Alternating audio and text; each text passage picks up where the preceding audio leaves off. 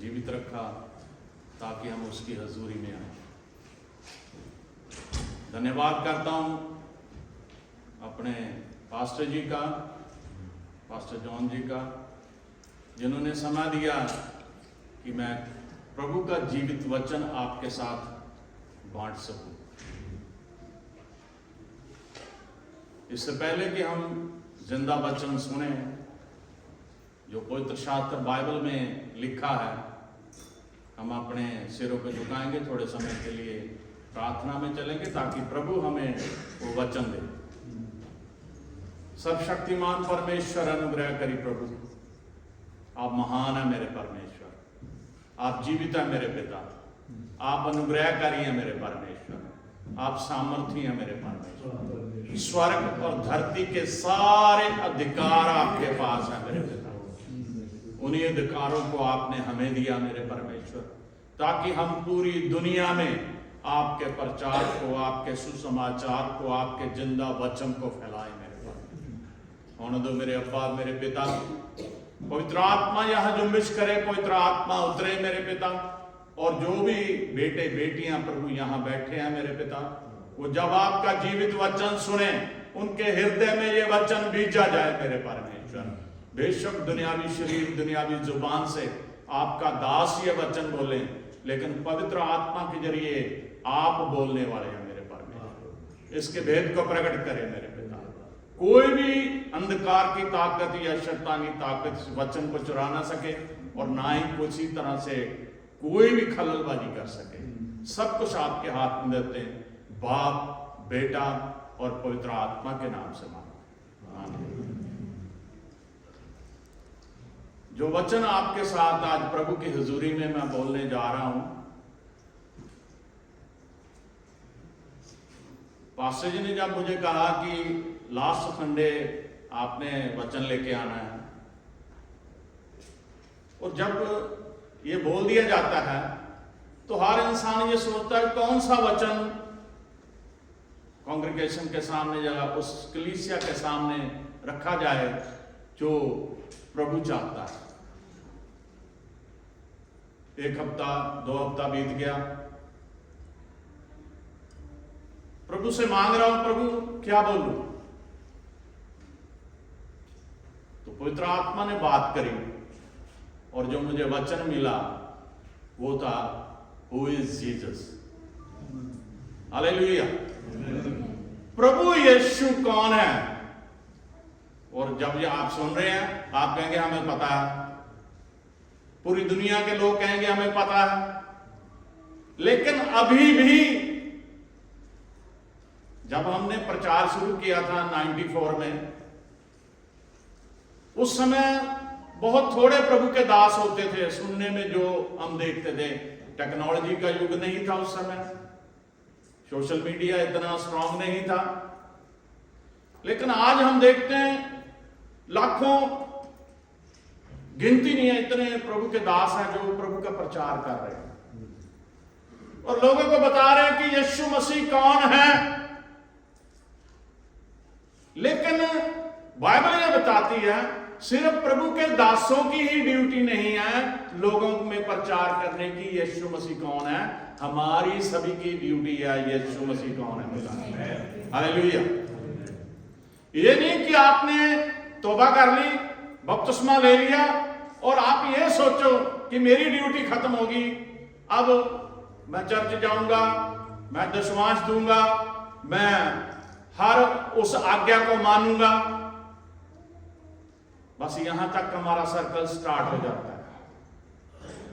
लेकिन हम ये नहीं सोचते कि मुझे प्रभु ने सेव किया है, क्या मेरे रिश्तेदार बचे हैं, क्या मेरे पड़ोसी बचे हैं, क्या मेरे मित्र, मेरे फ्रेंड बचे हैं। हमें सिर्फ अपने लिए नहीं सोचना। जब हम अपने जॉब पे जाते हैं, बहुत सारे मसीह जो है वो प्रे करके जाते हैं जॉब से, जो सिखाया जाता है। उस जॉब पे जहां आप जा रहे हैं वहां बहुत सारे ऐसे लोग हैं जो मसीह को नहीं जानते। तो आपने कभी कोशिश करी है कि हम उन्हें बताएं कि यीशु मसीह कौन है? अभी पास्टर जी ने बताया कि जो इनका इवेंजलिज्म का कार्य चल रहा है, तो 3 लोग सेव हुए, अभी हमने सुना। बाइबल में लिखा कि अगर एक भी बच जाता है ना तो स्वर्ग में आनंद मनाया जाता है। एक भी। अन्य जाति के लोग जो यीशु मसीह को नहीं मानते, तरह तरह के सवाल करते हैं हमें। कई लोग यीशु मसीह का मजाक करते हैं, लेकिन हमने इस बात से घबराना नहीं है, बल्कि यह सोचना है कि हम क्या करें कि उन्हें पता चले कि यीशु मसीह कौन है। हम पढ़ेंगे, प्रभु के वचन को स्टार्ट करते हैं।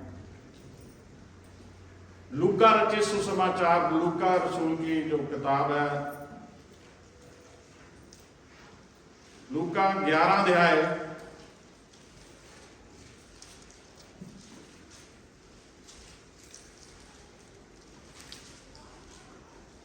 लूका 11 की 29 से 32 तक मैं पढ़ूंगा। जिनके पास बाइबल है फ्री, उन्हें देखे प्लीज। जब बड़ी भीड़ इकट्ठी होती जाती थी तो वह कहने लगा, इस युग के लोग बुरे हैं, वे चिन्ह ढूंढते हैं, पर योना के चिन्ह को छोड़ कोई और चिन्ह उन्हें ना दिया जाएगा। जैसा योना नीनवे के लोगों के लिए चिन्ह ठहरा, वैसे ही मनुष्य का पुत्र भी इस युग के लोगों के लिए ठहरेगा। दक्षिण की रानी न्याय के दिन इस समय के मनुष्यों के साथ उठकर उन्हें दोषी ठहराएगी, क्योंकि वह सुलेमान का ज्ञान सुनने को पृथ्वी की शोर से आई। और देखो, यहां वह है जो सुलेमान से भी बड़ा है। नीनवे के लोग न्याय के दिन इस समय के लोगों के साथ खड़े होकर उन्हें दोषी ठहराएंगे, क्योंकि उन्होंने योना का प्रचार सुनकर मन फिराया। और देखो, यहां वह है जो योना से भी बड़ा है। हालेलुया। कौन है? योना से भी बड़ा है, सुलेमान से भी बड़ा है।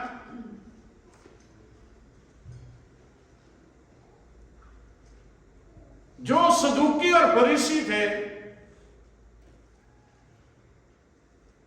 हम रोजाना बाइबल पढ़ते हैं, आपको पता है, वो सदूकी और फरीसी हमेशा प्रभु यीशु मसीह से चिन्ह मांगते थे। चिन्ह बता कोई। वो चिन्ह क्यों मांगते थे? क्योंकि उन्हें यकीन ही नहीं था कि ये परमेश्वर है, या परमेश्वर का, जीवित परमेश्वर का इकलौता पुत्र है। उन्हें यकीन नहीं था। वो हमेशा चिन्ह मांगते थे। यीशु मसीह ने उन्हें कहा कि योना का जो चिन्ह आपको दिया गया उससे बड़ा कोई चिन्ह नहीं है, क्योंकि तुम चिन्ह मांगते हो। आज जो मैं तुम्हारे सामने खड़ा हूं, मैं ही चिन्ह हूं। सुलेमान को बुद्धि किसने दी? परमेश्वर ने। जो दक्षिण की रानी थी, वो उसकी बुद्धि की चर्चा सुन के बहुत सारा सोना, बहुत सारे हीरे जवाहरात, मणि, जो कुछ भी था, मसाले, वो सब कुछ लेके उससे मिलने के लिए चली। मिली सुलेमान से। वो हैरान होगी सुलेमान की बुद्धि को देख के। उसने जो भी सवाल सुलेमान से करे, सुलेमान ने उनका बड़े अच्छे तरीके से जवाब दिया, क्योंकि परमेश्वर उसके साथ था, क्योंकि परमेश्वर ने उसे बुद्धिमान बनाया था। वो देखती थी कैसे उसके जो कर्मचारी कैसे ड्रेस डालते थे, किस तरह खान पान था उनका, किस तरह उसकी मेज सजाई जाती थी, किस तरह वो कंट्रोल करता था सारे सिस्टम को।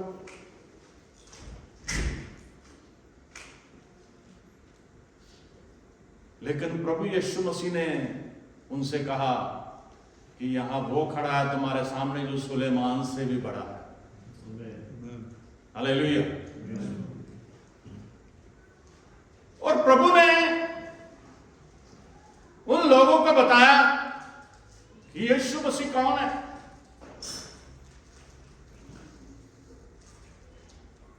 क्योंकि वो जलसी करते थे, नफरत करते थे, हमेशा किसी ना किसी दोष में उसे नीचा दिखाना चाहते थे। प्रभु ने कहा कि जब योना नबी का चिन्ह तुम्हें दिया गया, हम सभी जानते हैं परमेश्वर ने योना को हुक्म दिया तू नीनवे में जा और उस बहुत बड़े शहर में प्रचार कर कि वो बच जाएं, पाप से मुड़ आए, वरना मैं सिर्फ 40 दिन का समय देता हूं, उस शहर को, उस पूरे मुल्क को खत्म कर दूंगा, उन्हें सजा दूंगा। योना जानता था परमेश्वर रहम करने वाला है।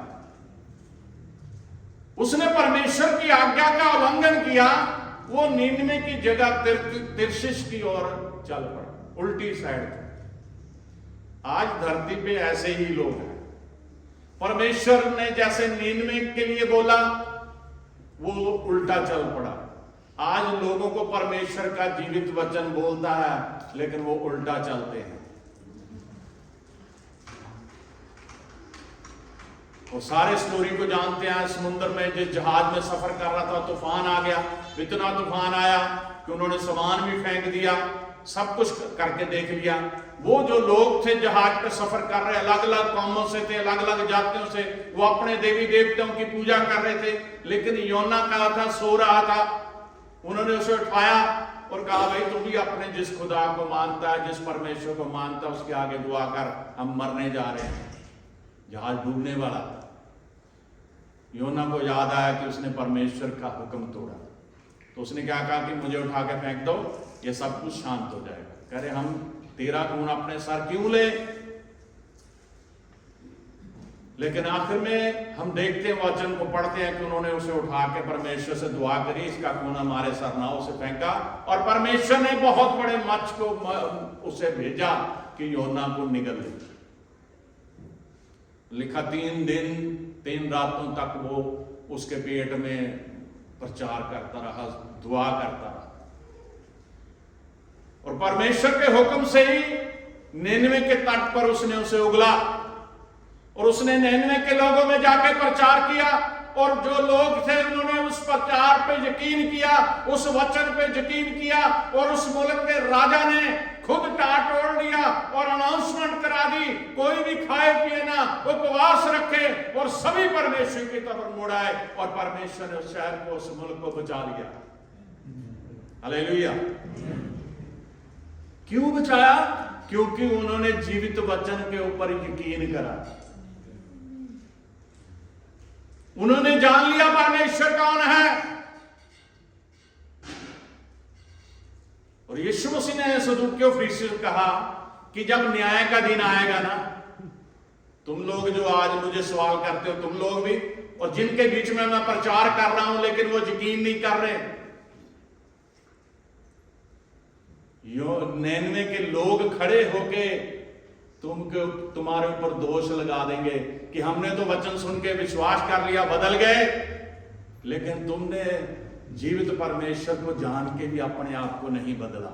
हालेलुया।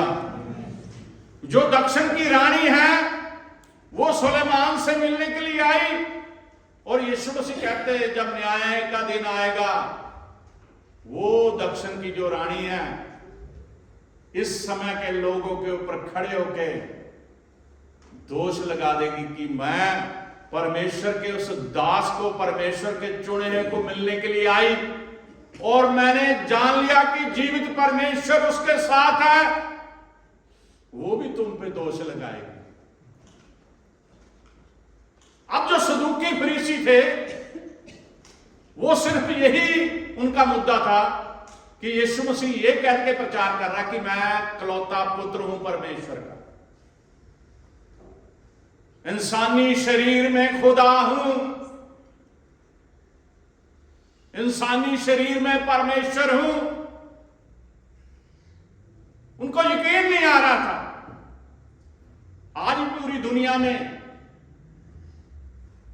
बेशक सबसे ज्यादा मसीह लोग हैं, क्रिश्चियन लोग हैं, लेकिन आज भी लोगों को यकीन नहीं आ रहा यीशु मसीह जीवित है। हमने इस कार्य को पूरा करना है। किसी भी समय यीशु मसीह अपने बच्चों को लेने के लिए आ सकता है, ये बाइबल में लिखा है, मैं नहीं बोलता। लेकिन ये जो जीवन हमें मिला है, ये व्यर्थ कामों के लिए नहीं मिला। हमारी रूटीन क्या है? मैं सभी के लिए नहीं कहता, जो प्रभु के साथ चल रहे हैं वो उनको पता है। हम प्रचार करते हैं, मैं इंडिया की बात बताता हूं। प्रचार शुरू करने से पहले मैं वहां 4 बातें हर बार अपनी कलीसिया में बोलता हूं कि जब परमेश्वर आपको सलामती से सुबह उठाए तो सुबह उठ के सबसे पहले प्रार्थना करनी है, कुछ नहीं और करना। अगर आपने फ्रेश होने भी जाना बाद में जाइए, पहले बिस्तर से उठते ही काम है प्रार्थना करें, चाहे छोटी करें, प्रार्थना करें। इस नियम को जिन्होंने अपनाया उन्होंने पाया। और फिर मैं उन्हें दूसरी बात तो समझाता था, अभी भी समझाता हूं और आज यहां भी साझी कर रहा हूं कि हम पूरे दिन में समय निकाल के इस जिंदा कलाम को, जिंदा वचन को जरूर पढ़ें। ये हुक्म है परमेश्वर का। देखिए, आप एक बात देखिए, किसान है जो फार्मर है, इंडिया में तो पंजाब से हूं मैं, वहां खेती बाड़ी मेन उनका कितना है। किसान क्या करता है, उसके पास जो जमीन का टुकड़ा है वो उसकी हमेशा रखवाली करता है, उसमें कंकड़ पत्थरों को चुगता रहता है, कांटे कटियारों को अलग करता रहता है, उस जमीन को खाद डालता रहता है, पानी देता रहता है और उससे फसल बनती है। जो फसल बीजता है समय के अनुसार, जिस समय जो भी फसल का समय है। तो जब हम यीशु मसीह में आ गए, जैसे वो अच्छा चरवाहा है, वो अच्छा किसान भी है, वो हमारे ऊपर ध्यान करता है। ये वचन काम करता है खाद का, ये वचन काम करता है हमें हर तरह की आशीष देने का। इसे जरूर पढ़ें। तीसरा जो काम है कि हम अपनी कमाई में से जो भी हम कमाते हैं, ईमानदारी से टाइथ जो है दशमांश परमेश्वर को दें। चौथा जो काम करना है वो है हर इतवार को, चाहे मींह आए, तूफान आए, आंधी आए, कोई भी कार्य इंपॉर्टेंट हो, छोड़ दीजिए, प्रभु के घर जाए। ये 4 बातें मैं वचन शुरू करने से पहले रूटीन है हमारी, वहां हम उनको बताते हैं। तो इनमें करने में कोई नुकसान है? बताइए, ये काम करने में कोई नुकसान है किसी का? हम क्या करते हैं, ये चाहते हैं परमेश्वर मेरा बैंक बैलेंस बढ़ा दे, ये चाहते हैं परमेश्वर मुझे बड़ा घर दे दे, ये चाहते परमेश्वर मेरे बच्चे अच्छे पढ़ जाएं, ये चाहते कि परमेश्वर मुझे हर आशीष मिले, ये चाहते परमेश्वर शैतान मेरे ऊपर अटैक ना करे, ये चाहते कि रोग कोई मुझे ना लगे, लेकिन कुछ करना नहीं चाहते। वो सब कुछ यीशु मसीह आपको बता रहा है कि मेरे ऊपर विश्वास करो तो सब रोगों से तुम छुटकारा पा जाओगे, निजात पा जाओगे, उद्धार पा जाओगे। आगे चल के आपको बताऊंगा मैं। लेकिन प्रभु ने उन लोगों में जब प्रचार किया, उनमें ज्यादातर लोग प्रभु को क्या कहते थे? उन्होंने देखा, हम बाइबल भी पढ़ते हैं, 33-33.5 साल परमेश्वर यीशु मसीह ने धरती पे प्रचार किया रहे, क्योंकि 30 साल की उम्र में शुरू किया, 3.5 साल तक ही किया। और इज़राइल में किलोमीटर अलग होते हैं, मील अलग होते हैं, जो पुराने लोग हैं वो जानते हैं। वो 100 मील से ज्यादा एरिया में वो घूम के उसने प्रचार नहीं किया। 100 मील के एरिया में दायरे में रहा, पैदल चल चल के, नाव पे जा जाके। और उस समय के लोग, बहुत सारे लोग उसे पागल कहते थे, कुछ उसे क्रांतिकारी समझ रखते थे कि ये कोई क्रांति लाएगा, ये राजा का तख्ता पलट देगा, ये राज्य अपना लेके आएगा, ये राजा बन जाएगा। परमेश्वर दुनियावी राजा बनने के लिए इस जगत में नहीं आया था। यीशु मसीह, उसका राज्य स्वर्ग का था। वो परमेश्वर के काम को पूरा करने के लिए आया था जो उसे सौंपा गया था। मेरी क्लिनिक वहां जहां पे है, उसके पास एक बहुत बड़ा ऐतिहासिक गुरुद्वारा है सिख कम्युनिज्म का, कम्युनिटी का। और बहुत बीच में सिर्फ रेलवे क्रॉसिंग है, ये गुरुद्वारे की दीवार है, क्रॉसिंग है। उसके बाद ही मेरी लेफ्ट साइड पे क्लिनिक, अब 2022 से मैंने बंद कर दी, 86 से मैं वहीं प्रैक्टिस करता, मैं डॉक्टर हूं। तो एक सिख भाई नौजवान था, वो मुझे कह रहा है, अभी मैं पास्टर नहीं बना था, ना ही मुझे पता था कि मैं प्रभु की सेवा में चुना गया हूं या प्रभु मुझे इस्तेमाल करेगा। वो मुझे कहता, आप लोग झूठे हो, क्रिश्चियन लोग झूठे हैं। अब कोई और पे होता तो वहीं पे लड़ाई शुरू हो जाती, क्योंकि मैं भी पादरी नहीं था, लड़ सकता था मैं, लेकिन पता नहीं प्रभु ने मुझे कैसे रोका। मैंने कहा, अच्छा भाई कैसे झूठे हैं ये भी तो बता दे। कह रहा, तुम लोग झूठा प्रचार करते हो कि तुम्हें स्वर्ग मिलेगा। मैंने कहा, हाँ हम करते हैं, हमारे प्रभु, हमारे गुरु ने, यीशु मसीह ने कहा कि मैं तुम्हें, तुम्हारे लिए जगह तैयार कर रहा हूं, मैं जा रहा हूं, तुम्हें भी लेने आऊंगा।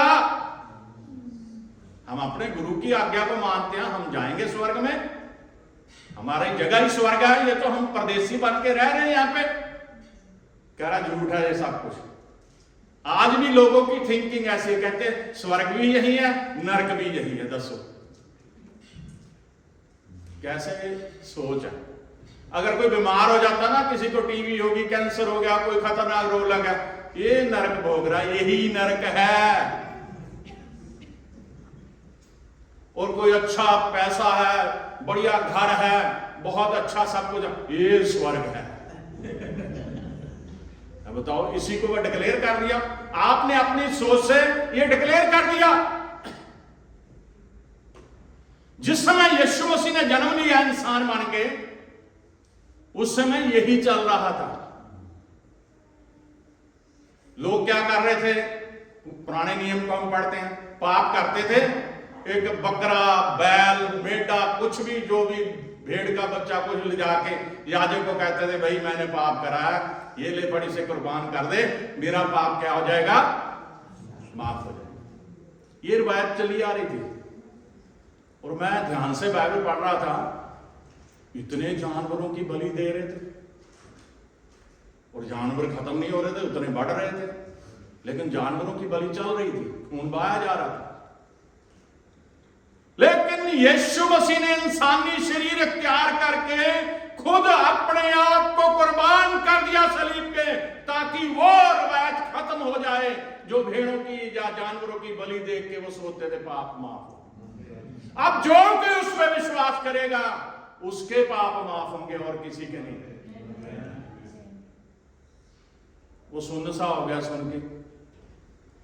मैंने कहा, भाई स्वर्ग यहां वहां, ये तो आपकी थिंकिंग है कि स्वर्ग भी यही है, नरक भी यही है।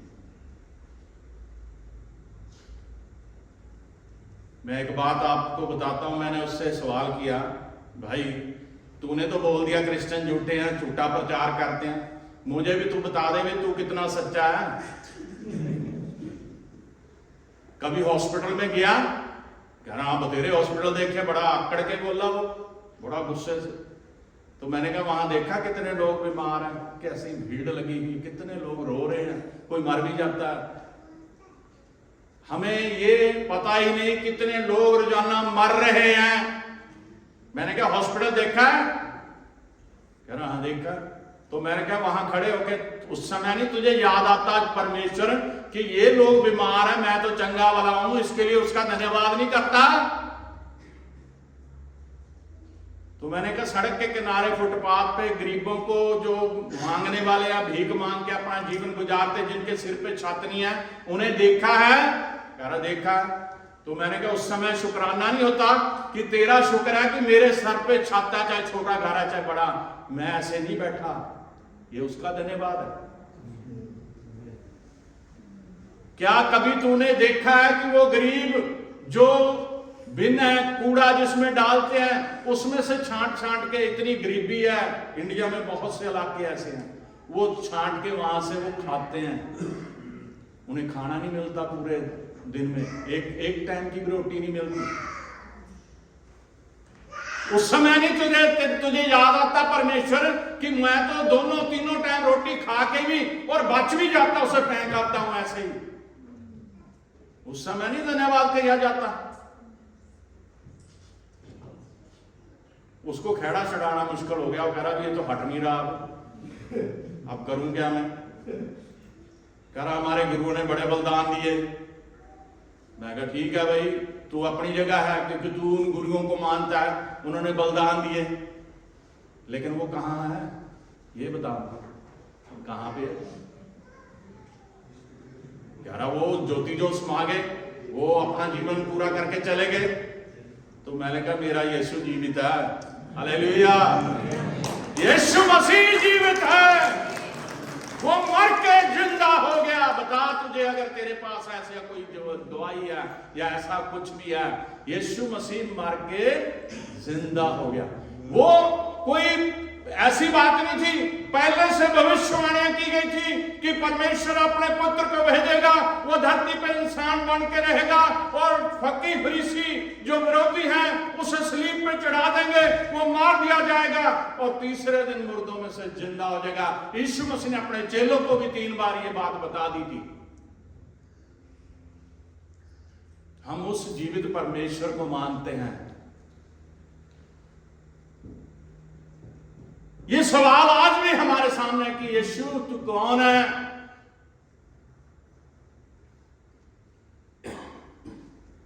उन लोगों को वो जवाब देता था जो उसे पागल कहते थे, क्रांतिकारी कहते थे, कोई कुछ बोलता था, कोई कुछ बोलता था। यहां तक उन्होंने जमाया उसे परखने के लिए। उन्होंने सोचा ये क्रांतिकारी किसे कहते हैं, जो तख्ता पलटने के लिए, जो हुकूमत को बदलने के लिए काम करता है। तो उन्होंने आजमाने के लिए कहा कि क्या हमें कैसर को कर देना चाहिए या नहीं। प्रभु ने कहा कि सिक्का दिखाओ। उसने कहा फोटो किसकी है, ये कह रहा कैसर की। कह रहा जो कैसर का उसे दो, जो परमेश्वर का परमेश्वर को। दोबारा उनकी जुबान बंद होगी, उसको कोई सवाल नहीं पूछ सके। यीशु मसीह के बारे में जब हम जानते कौन है, वो इंसान बन के आया, उसे भूख लगती थी, वो थक जाता था हमारी तरह, वो रोता था जैसे हम कई बार रो पड़ते हैं। उसका बारे में लिखा हुआ छोटा सा शब्द बाइबल में, जब लाजर मर गया, वो लाजर उसका दोस्त था प्रभु यीशु मसीह का। यीशु मसीह उसके लिए रोया। Hallelujah, hallelujah. यीशु मसीह उसके लिए क्या करा, रोया। कुछ लोग उसे बुरा इंसान कहते थे, लेकिन सवाल ये वचन का कि हम उसे क्या कहते हैं, जीवित परमेश्वर का इकलौता पुत्र। उसने अपने चेलों से कहा कि भाई लोग मेरे बारे में क्या कहते हैं। उन्होंने कहा कोई कहता एलिया आ गया है, कोई कहता है यूहन्ना जो बपतिस्मा देता था वो मर गया, वो दोबारा जिंदा हो गया है। कोई कुछ बोलता है। यीशु मसीह कहता है उनको छोड़ो, तुम बताओ कि तुम लोग मुझे क्या सब कहते हो।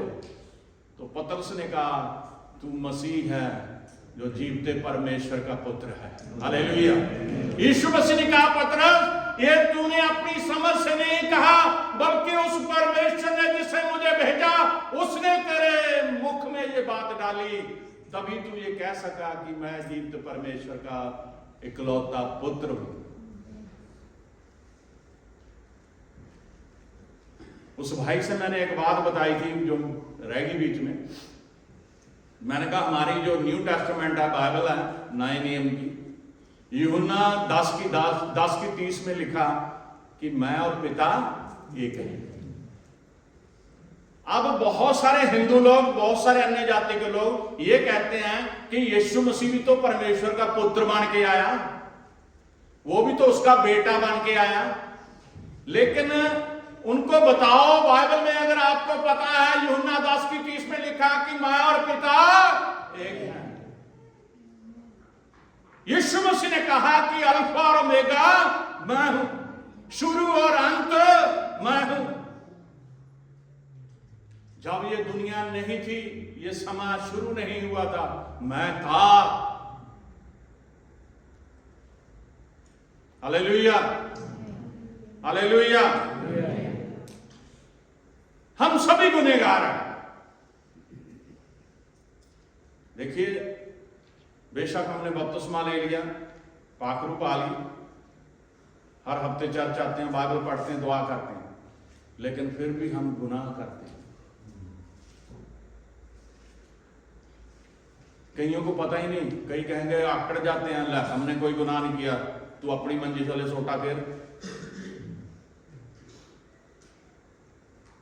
गुनाह नहीं किया। तो यीशु मसीह ने तो कहा कि तुम अपने पड़ोसी से अपनी मानद प्रेम करो, नहीं करते लोग। प्रभु ने कहा कि जिस कांग्रीगेशन में आप जाते हो, जहां बैठ के एक कलीसिया के रूप में बैठे, कलीसिया का मतलब क्या है? एक ऐसा झुंड जो उस जीवते परमेश्वर की आराधना करता है। तो पौलुस ने देखा था उस समय भी, आज भी है, मैंने देखा कलीसियाओं में गुटबाजी बनी।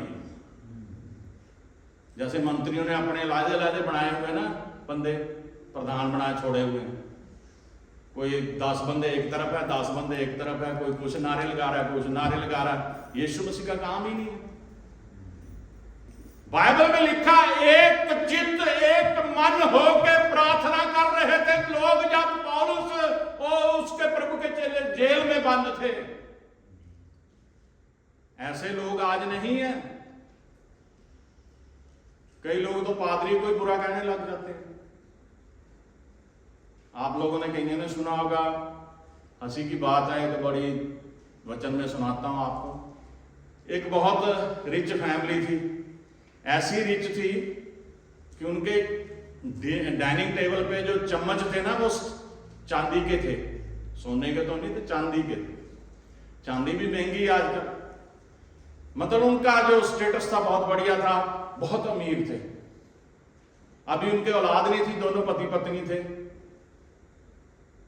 तो उन्होंने कहा कि हम पास्टर जी को इनवाइट करते हैं कि हमारे पास साथ आए, हमारे साथ भोजन करें, डिनर करें। उन्होंने पास्टर जी को बुला लिया। पास्टर जी उन्होंने मिलकर खाना खाया। पास्टर जी चले गए तो उसकी औरत ने जब सामान समूह संभाला, कह रही सुनो जी, हमारा एक चम्मच चांदी का गायब हो गया। कह रहा अच्छा, कह रहा और हम दोनों ही हैं, और कोई गा रहा है नहीं, पादरी आया था बस, और तो कोई आया नहीं। बड़ा गुस्सा आया उन्हें। जो तो हम तो सोचते थे बड़ा प्रभु का प्रचार सुनाता, बड़ा ईमानदार है, बहुत ही ये बातें करता है, लेकिन वो अंदर ही अंदर घुट रहे हैं। चर्च भी गए, सोचते थे पादरी से पूछ लें हमारा चम्मच कहां गया, लेकिन डरते भी थे क्या करें। उनकी अंदर फ्रस्ट्रेशन उनकी बढ़ती रही। आखिर में उन्होंने सोचा हम चर्च बदल देंगे, पादरी बदल देंगे और चर्च में चलेंगे। तो उसका दोनों ने सलाह बनाई, ऐसा करते हैं पूछ ही लेते हैं एक बार, जो होगा देख लेंगे, जान बदलना तो है, चर्च बदलने जरूर पूछ लेते हैं। वो गए, पादरी साहब से कहते हैं हम एक बात पूछना चाहते हैं। कह रहे बोलो। कह रहे जी हमारा एक चम्मच गया। पादरी साहब कहते फिर गायब हो गया, मिला नहीं? कह रहे ना। कह रहे भी हम ये पूछना चाहते, आप आए थे चम्मच गायब हो गया। कह रहा ऐसा कराया तुमने, वो चम्मच मैंने ना तुम्हारी बाइबल में रख दिया था। इसका मतलब है तुमने वचन पढ़ा ही नहीं। बाइबल खोलते तो तुम्हारा चम्मच मिल जाता। हालेलुया। ऐसे लोग आज हैं, चम्मच खो गया है, ढूंढ रहे हैं, पादरी को दोष देते कि अभी तक हमारे जीवन में चमत्कार नहीं हुआ, मुझे बच्चा नहीं मिला, मुझे मेरे घर में पैसा नहीं आ रहा, मेरे बच्चे शरारती हो गए हैं, मेरा पति ड्रिंक करने लग गया, मेरे घर में ये प्रॉब्लम आ गया। पादरी पे दोष लगा रहे हैं, लेकिन वो खुद तो वचन तो पढ़ते नहीं। ये जिंदा वचन है। यीशु मसीह कौन है, इसके बारे में इसी वचन से पता चलता है। वो आदि और अंत वही है, शुरू और आखिर वही है। शुरू में ही वचन, वो वचन ही था, वचन ही देहधारी हुआ। जैसे मुझे ऐसा इंसान मिल गया जो कहता है क्रिश्चियन लोग झूठ बोलते हैं, आपको भी बहुत से लोग मिले होंगे। हमारे वहां इस समय सताव चल रहा है, प्रे करना आप इंडिया के लिए।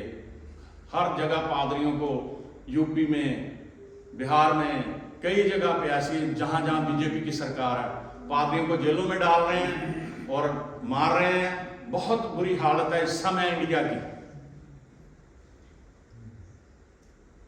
मैं प्रचार कर रहा था, पुलपिट पे खड़ा, लोग बैठे थे। आप तो चेयर पे बैठे, हमने बाद में चेयर ली, पहले जमीन पे बैठते थे। क्रिसमस पे ज्यादा लोग जाते हैं, हम जमीन पे बैठते हैं सभी लोग। जो मसीह विरोधी संगठन है, उनका नेता एक आया, गले में पट्टा पुट्टा डाला हुआ था, बड़ा पूरा जो वो काम करते हैं, जो चाहे वो बीजेपी का है, चाहे शिवसेना है, चाहे बजरंग दल है, कोई भी है। वो एक कार्ड पकड़ा उसने, विजिटिंग कार्ड, एक अनार, हाथ में अनार पकड़ा हुआ। उन लोगों ने सोचा ये भी प्रचार सुनने के लिए आया, बैठ जाएगा। वो सीधा आया, आके पुलपिट से चढ़ गया, सीधा ऊपर आ गया।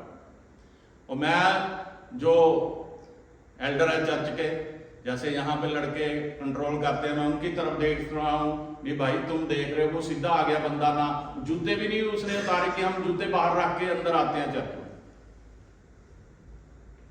तो अनार वहां रख के, पता नहीं वो क्या बोलने वाला था। तो उस समय मैं प्रचार ऐसा कर रहा था कि उसकी जुबान को परमेश्वर ने बंद कर दिया। वहीं पे, वहीं खड़ा खड़ा कांपने लग गया और उतर के चला गया। वो अनार वहीं छोड़ गया। अब ये भेद आज तक नहीं पता चला वो अनार क्यों लेके आया था।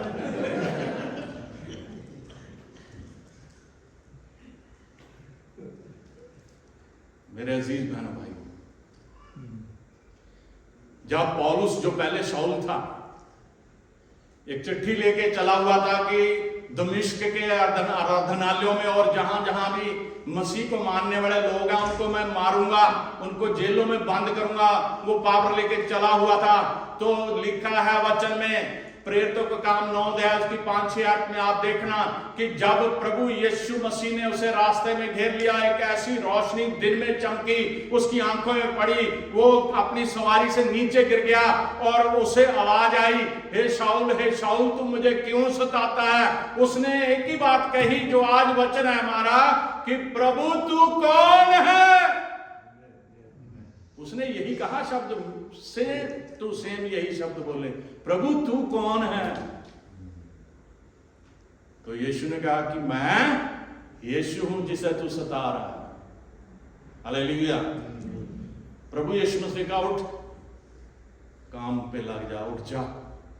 आज हमें भी वो कहता है कि मैं यीशु हूं, उठो, काम पे लग जाओ। काम क्या है?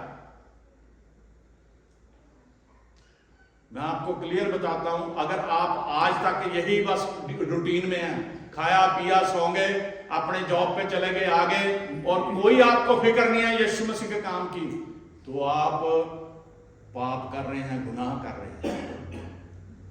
अभी तक आप गुनाह से आजाद नहीं हुए। मैंने यहां आके बहुत कुछ सीखा। पास्टर जी जब बताते हैं बहुत सारी बातें, क्योंकि हर जगह हम जहां जाते हैं नई बातें हमें पता चलती हैं, लेकिन यीशु मसीह के बारे में हमारी ड्यूटी है, आप सभी की ड्यूटी है, मेरी या पादरी साहब की ड्यूटी नहीं है, पादरियों की ड्यूटी नहीं है। नेता लोगों की क्या रूटीन है? नेता जो है, पॉलिटिशियन जो है, वो छोटे छोटे इलाकों में प्रधान बना देते हैं, सेक्रेटरी बना देते हैं, वाइस प्रधान बना देते हैं। वो कहते हैं भी वहां एक रैली होगी या बहुत बड़ा इकट्ठ होगा, आप 5 लोग ले आना, आप 10 लोग ले आना। लोग क्या है, जिनको पॉलिटिकल काम में इंटरेस्ट है, वो ऐसा ही करते हैं, आस पड़ोस में अपने दोस्तों को पकड़ के ले जाते हैं, वहां रोटी भी पास से खिलाते हैं, यहां तक कि शराब भी पिलाते हैं। लेकिन यीशु मसीह के काम में कोई इंटरेस्ट ही नहीं है। ये नहीं किसी पड़ोसी को कह दो कि आजा आज तुझे चर्च में लेके चलूं, वहां बहुत बढ़िया प्रभु का वचन मिलेगा। खुद बच गया है, रिश्तेदार अभी तक नहीं बचे। कोई ड्यूटी नहीं है कि रिश्तेदारों को बचा ले, उसे भी प्रभु, उनको भी प्रभु के बारे में बता दें। पौलुस ने जब वो शाऊल ही था तो परमेश्वर ने उसे रोक लिया था। उसने कहा था प्रभु तू कौन है? उसने कहा मैं यीशु। उन लोगों को जो सदूकी फरीसी थे, प्रभु ने एक स्पष्ट जवाब दिया। अगर मत्ती 16:4 हम देखें, जिनके पास बाइबल है देखें जरा जल्दी, उसमें लिखा है, फरीसियों और सदूकियों के, एक से मैं पढ़ रहा हूं, फरीसियों और सदूकियों के पास आकर उसे परखने के लिए उससे कहा हमें स्वर्ग का कोई चिन्ह दिखा। उसने उनको उत्तर दिया, सांझ को तुम कहते हो मौसम अच्छा रहेगा क्योंकि आकाश लाल है, और भोर को कहते हो आज आंधी आएगी क्योंकि आकाश लाल और धूमिल है। तुम आकाश के लक्षण देखकर उसका भेद बता सकते हो, पर समयों के चिन्हों का भेद क्यों नहीं बता सकते? इस युग के बुरे और व्यभिचारी लोग चिन्ह ढूंढते हैं, पर योना के चिन्ह को छोड़कर उन्हें और कोई चिन्ह ना दिया जाएगा। आमीन। और वह उन्हें छोड़कर चला गया। आज लोग चिन्ह ढूंढते हैं। जिस चर्च में बीमार चंगे होते हैं, गवाहियां बनती हैं, वीजे लगते हैं, औलाद मिल जाती है, सोते यहां बड़ी सामर्थ है, दौड़े हुए लोग उधर। किस लिए? पैसे के लिए, अच्छी जॉब के लिए, औलाद के लिए। यीशु मसीह के लिए कोई नहीं दौड़ रहा। आज समय ऐसा चल रहा है, लोग अपने जैसे उन्हें अच्छा लगता है ऐसे चरवाहे चाह रहे हैं। ऐसे लोग वो चाहते हैं, ऐसे पादरी होने चाहिए जो हमें अच्छा लगता है वो बोले, प्रभु के बारे में ना बोले। इस जिंदा वचन को सुनना ही नहीं चाहते, क्योंकि जब ये जीवित वचन बोला जाता है तो जिसने जो गुनाह किया उसे स्मरण आ जाता है, चेते आ। जैसे रोजाना हम सुबह नहा धो के अपने आप को मेकअप करते हैं, शीशे के आगे खड़े हो जाते हैं ना, ये मिरर है, अच्छा मेकअप करता है आपका, सभी का। सुंदर दिखने के लिए हम परफ्यूम बरतते हैं, बहनें हर तरह का मेकअप का सामान इकट्ठा करके इस्तेमाल करती हैं, अच्छी लगे। लेकिन इसमें भाई परफ्यूम या लिपस्टिक, बिंदी या कुछ भी बात है, सब इसी में है। ये आपका ऐसा मेकअप करेगा कि आपको वो दुनिया से अलग कर देगा। लोग जानेंगे कि ये यीशु मसीह का बेटा है, यीशु मसीह की बेटी है। हालेलुया। अलग बना देगा लोगों से। प्रभु यीशु मसीह ने क्या कहा? अच्छा चरवाहा मैं हूं, मेरी भेड़ें मेरी आवाज को पहचानती हैं। उसने बकरियां क्यों नहीं कहा? उसने भेड़ें ही कहा, क्योंकि भेड़ ऐसा पशु है जो अपने मालिक की इशारे पे चलता है। बकरियां इर्द गिर्द भाग जाती हैं, वो हर समय मैं करती रहती है। और आज लोग बकरियां बने हुए हैं। अब देखो, हर कलीसिया में ऐसा काम है। अगर किसी को कह दो भाई या बहन आ जाओ प्रेयर कर दो, वो कहेंगे वो अगली बार कर देंगे जी, अभी मेरा मूड नहीं है। प्रेयर करने की भी शर्म है।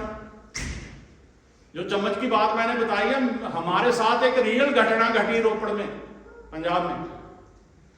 उस समय मैं पढ़ रहा था, तो मेरी हायर सेकेंडरी चल रही थी। जैसे आजकल +1 +2 इंडिया में होगी, पहले 10वीं के बाद 11वीं कहते थे जो हायर सेकेंडरी बोलते। एक पास्टर था अमृतसर का, लाजरस। पहले उसका नाम सतपाल था, फिर वो कन्वर्ट हुआ, उसका नाम लाजरस उसने रख लिया। वो पेंटिकोस्टल पास्टर था। वो प्रचार के लिए जगह जगह जाता, उसके पास कुछ भी नहीं था, पैदल ही जाता था।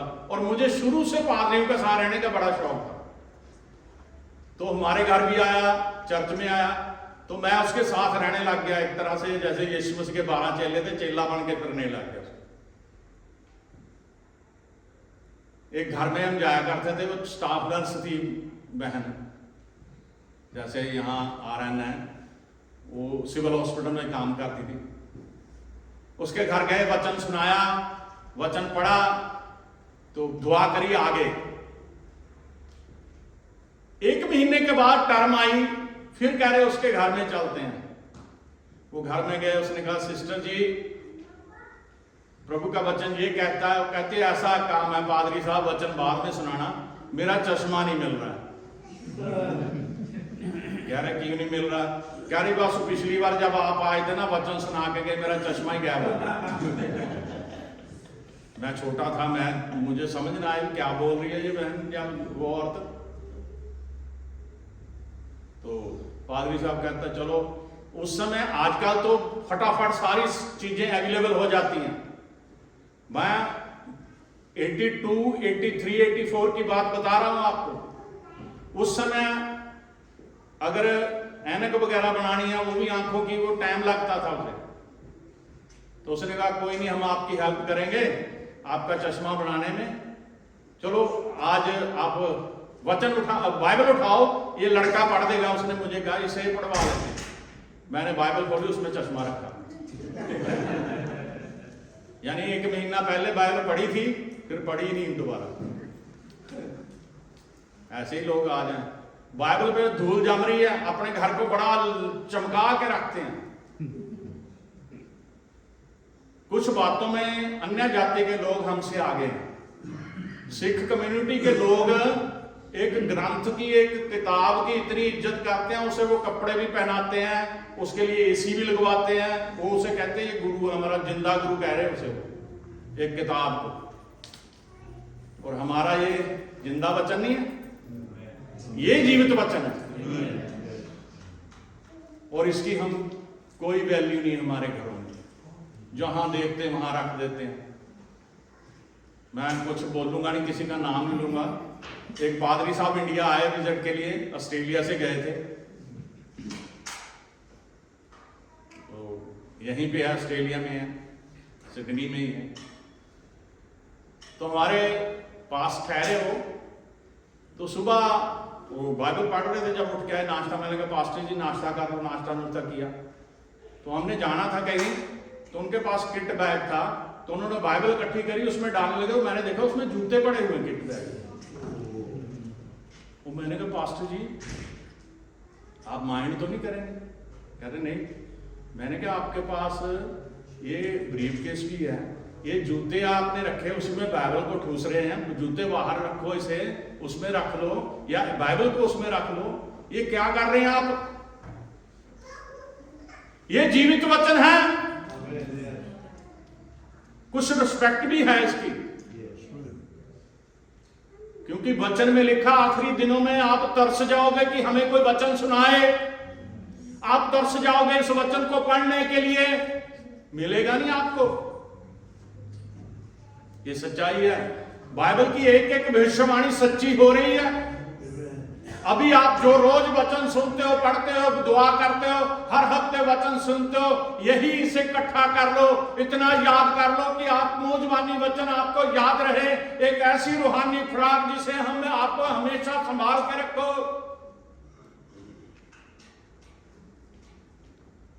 अब कुछ बातें मैं आपको बताना चाहता हूं। यीशु मसीह पापियों से प्यार करता था। उन लोगों ने उसमें 3 ही दोष लगाए सलीब पे चढ़ाने के लिए, सदूकियों ने, फरीसियों ने। वो क्या कहते थे? नंबर 1 तो वो कहते हैं पापियों से प्यार करता है, खाता पीता उनके साथ। वो कहते थे सबत के दिन की पालना नहीं करता, उसमें सबत के दिन में बीमारों को चंगे करता है। और सबसे बुरी बात उन्हें लगती थी, ये अपने आप को कहता है कि मैं खुदा का क्या हूं? बेटा हूं। हालेलुया।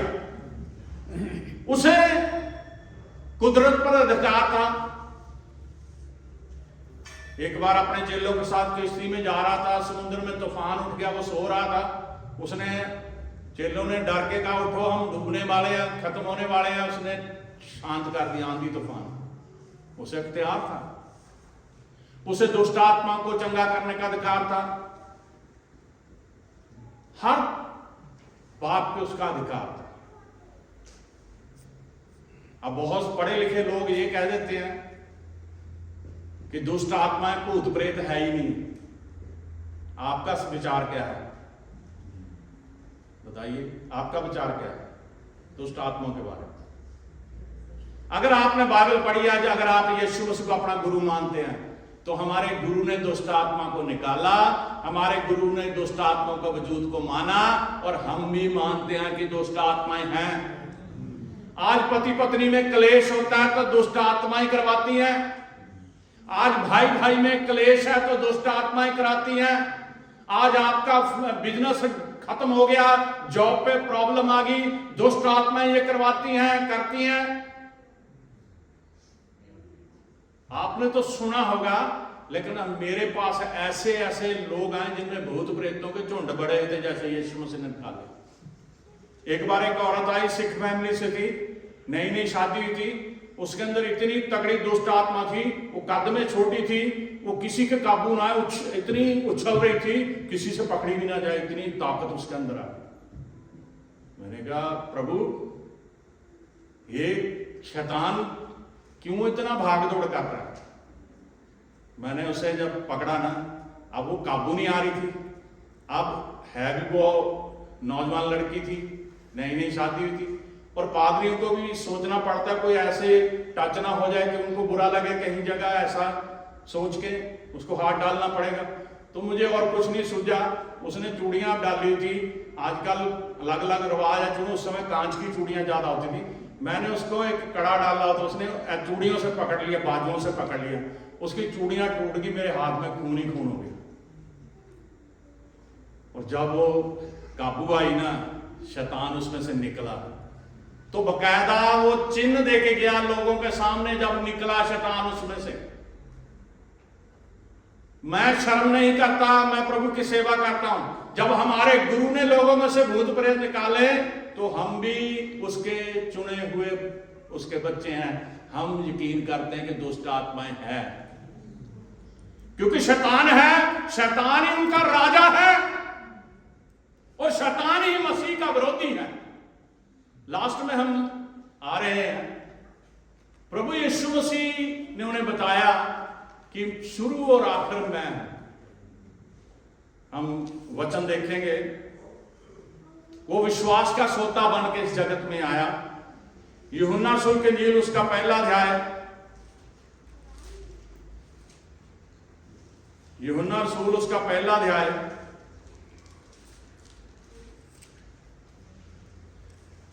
उसकी 1-2 आयत और उसके बाद 14 आयत हम देखेंगे।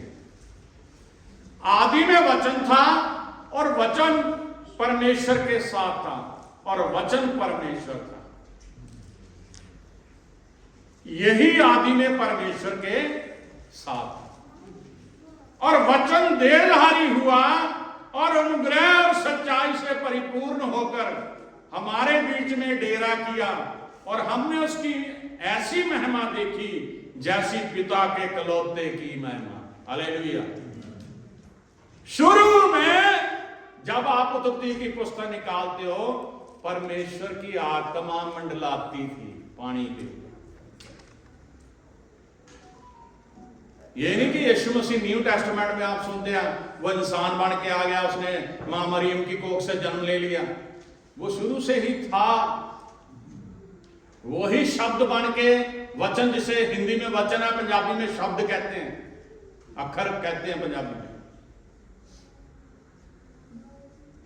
आदि में क्या था? वचन था। वचन परमेश्वर के साथ था और वचन ही देहधारी हुआ। हालेलुया। उसने सदूकियों को बता दिया कि ये वचन ही है, मैं ही हूं। जो चिन्ह तुम ढूंढ रहे हो वो चिन्ह मैं ही हूं। उसने मुर्दों को जिंदा किया, अंधों को आंखें दी, कोड़ियों को शुद्ध किया, लंगड़ों को चलाया, गूंगे बोलने लगे, बहरे सुनने लगे। 4 दिन के मरे लाजरस को जिंदा कर दिया। फिर भी वो सदूकी फरीसी कहते हैं कोई चिन्ह दिखा। क्या कोई ऐसा किसी मुर्दे को 4 दिन हो चुके हो जिंदा कर सकता है? कोई नहीं कर सकता। लाजरस की तरह बहुत सारे लोग मरे होंगे उस समय भी, सभी जिंदा नहीं हुए। वो जिंदा क्यों हुआ? एक तो वो परमेश्वर का दोस्त था, उस पर विश्वास करने वाला परिवार था। दूसरा, परमेश्वर चाहते थे कि सदूकियों फरीसियों को चिन्ह दिया जाए कि मैं ही परमेश्वर हूं। परमेश्वर के नाम की महिमा के लिए ये हुआ। हमारे चर्च में एक बहन है, पता नहीं आज आए कि नहीं आए। हमारे पास्टर जी ने एक दिन यहीं पे हम खड़े थे, मुझे इन्होंने प्रार्थना के लिए बोला, मैंने प्रार्थना करी। आखिर में जो प्रार्थना करते हैं तो इन्होंने मुझे कहा, एक बहन वहाँ आई, मैं जानता नहीं, शक्ल से जानता हूँ, पता नहीं यहाँ बैठे कि नहीं। तो इन्हें पास्टर जी ने मुझे कहा कि इनके लिए प्रेयर करो कि इन्हें हार्ट की प्रॉब्लम है, ब्लॉकेज बताई गई। अपनी चर्च की बात कर रहा हूँ, अभी कुछ हफ्ते पहले पास्टर जी ने बोला, मैंने प्रेयर कर दी। और हमारी ड्यूटी है हर एक पादरी की, जो प्रेयर मांगता है उसके लिए प्रेयर करें। अभी जो पिछला हफ्ता था उससे पहले हफ्ते बाहर मुझे गेट पे मिली वो बहन, यहाँ से जब सभी बाहर जाते हैं वो मुझे मिली, हेलो हुई, हेलो दुआ सलाम हुआ। तो बहन बता रही कि पास्टर जी आपने दुआ करी थी तो परमेश्वर ने मेरी वो ब्लॉकेज दूर कर। बैठे बहन जी, यही बहन है, इन्होंने हाथ खड़ा करा, प्लीज आप खड़े हो जाएंगे। इन्होंने खुद गवाही दी आके, मैंने कुछ नहीं किया, प्रभु ने इन्हें चंगा किया। Hallelujah, hallelujah, hallelujah. पतरस और यूहन्ना भी हैकल में प्रेयर के लिए जा रहे थे और एक जन्म का लंगड़ा जो सुंदर फाटक कहता उस पे उसे बिठा जाते थे, उसके रिश्तेदार वहां बैठा था। वो भीख मांगता था आने जाने वाले जो चर्च में जाते थे। पतरस यूहन्ना की तरफ भी देखा, वो कह रहे भाई सोना चांदी तो हमारे पास है नहीं, यीशु मसीह का नाम है हमारे पास। उन्होंने हाथ पकड़ा, कहते हम उसके यीशु मसीह के नाम से तुझे कहते उठ के चल। फिर उसी समय उस टकने उसमें जान आ गई, उछल के खड़ा हो गया, वो चंगा हो गया। उसकी उम्र 40 साल से ज्यादा हो चुकी थी, जन्म से लंगड़ा था। हम बता सकते कि यीशु मसीह कौन है। यीशु मसीह जगत से चला गया, लेकिन उसके चेलों ने लोगों को में प्रचार किया। उन्होंने बताया कि यीशु मसीह कौन है। वो लंगड़ों को आप भी चला रहा है, वो मुर्दों को आप भी चंगा कर रहा है, वो कोड़ियों को आप भी शुद्ध कर रहा है। वो हर काम वो कर रहा है जो उसने खुद किए। हालेलुया। इस बात को आप गिठा बांध के जाएं, अपने दिल में रखें कि जो आदि में वचन था ना, वो कौन था? यीशु मसीह। वचन परमेश्वर के साथ था, वचन ही देहधारी हुआ, और लिखा वचन देहधारी हुआ और अनुग्रह सच्चाई से परिपूर्ण होकर हमारे बीच में डेरा किया, हमारे साथ रहा। हो कितने खुश नसीब वो लोग थे जो यीशु मसीह को हाथ लगाते थे, उसे छूते थे। 12 चेले तो ज्यादा ही खुश नसीब थे। हम तो बिना देखे विश्वास कर रहे हैं, उन्होंने तो देखा था। परमेश्वर खुद उनके लिए इंसान बन के आ गया था, और यीशु मसीह परमेश्वर का नाम महिमा पाए, वो काम जो उसे सौंपा गया करने के लिए इस धरती पे आए। मेरे अजीज बहनों भाई, अगर आप चाहते हैं कि आज आप परमेश्वर के बारे में लोगों को बताएं, तो सबसे पहले आपको पता होना चाहिए यीशु मसीह कौन है। सबसे पहले आपको याद होना चाहिए यीशु मसीह क्या कर सकता है। सबसे पहले आपको पता होना चाहिए यीशु मसीह मुर्दों को जिंदा करने वाला पहले नहीं था, आज भी है। सबसे पहले आपको याद होना चाहिए कि वो आज भी बीमारियों को खत्म करता है। आपको पता होना चाहिए वो चमत्कार करता है। आपको पता होना चाहिए कि वो बहुत अद्भुत काम करता है। आपको पता होना चाहिए आप लोगों में गवाहियां दे, आप लोगों के जीवनों को बदले, आप लोगों को बहुत सारे रूहों को जीत ले और परमेश्वर के सामने प्रस्तुत करेंगे। हालेलुया। हम सभी प्रभु का धन्यवाद हमेशा करते रहें। हम दुआ करेंगे हमारे अजीज पास्टर जी के साथ, ताकि परमेश्वर आप सभी को बहुत सारी आशीष दे। आमीन।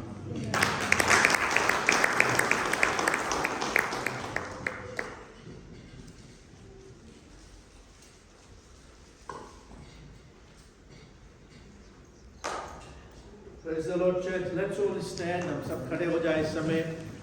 सुंदर वचन के लिए परमेश्वर को धन्यवाद दे। यीशु कौन है? शायद हम बहुत सालों से गिरजाघर आते होंगे और शायद यीशु के विषय में हम लोग नहीं जानते हैं। हमें यीशु को जानना जरूरी है, और वो कैसे होगा? वचन से, वचन को पढ़ना। To know Christ, you have to read the word. जैसे वो पादरी ने वो चांदी का चम्मच बाइबल में रखकर चला गया। मैं तो सीख लिया एक टेक्निक, आपके घर में भी आओगे तो मालूम हो जाएगा आप पढ़ते कि नहीं। The word will shape you, the word will dress you, the word will prepare you, word will make you to inherit the kingdom. All heavenly makeup is in the word. Worldly makeup कब्रिस्तान तक है, फिर तुम्हारा सूरत नहीं रह जाता। आप स्वर्ग जाने के लिए यदि मेकअप करना चाहता है, एक दुल्हन की तरह दूल्हा के आगे पेश करना है। Read the word of God. Be prepared because He is coming soon. Morning tea, Sarika and Ezekiel, thank you for providing morning tea today. And men's fellowship, please see Kamlesh and make a RSVP because of catering purpose. वो लोग खिलाना चाहते हैं। men's fellowship मैं नहीं जानता क्या है, जंगली मुर्गा की जंगली बतख है, so something good, men, because they are going to prepare lunch for us. So see Kamlesh, make RSVP. Pastor, please come and say the benediction and we'll go for morning tea. Thank you everyone. Thank you Pastor Deepak for beautiful message. Thank you, Pastor. Let us pray. Hallelujah. Thank you, Father, for we bless you for this day. We know that this is the day the Lord has made. We will rejoice and we will be glad in it. We thank you for the message. We pray, O God, that your word may find lodging place in the hearts and minds of everyone here today. We thank you. You are the Lord Almighty God, the one who was, who is, and who is to come. The Alpha, the Omega, the beginning and the end. We pray that you will bless every head that's bowed in your holy presence. You meet every need, O God, whatever it is, financial, physical, spiritual, whatever, O God, in the name of Jesus we receive. We thank you and we bless you. We ask these blessings in the name of our Lord and Savior Jesus Christ. Now we pray, may the grace of our Lord and Savior Jesus Christ, love of God our Heavenly Father, and the fellowship of the Holy Spirit be with us and remain with us now and forever. Amen.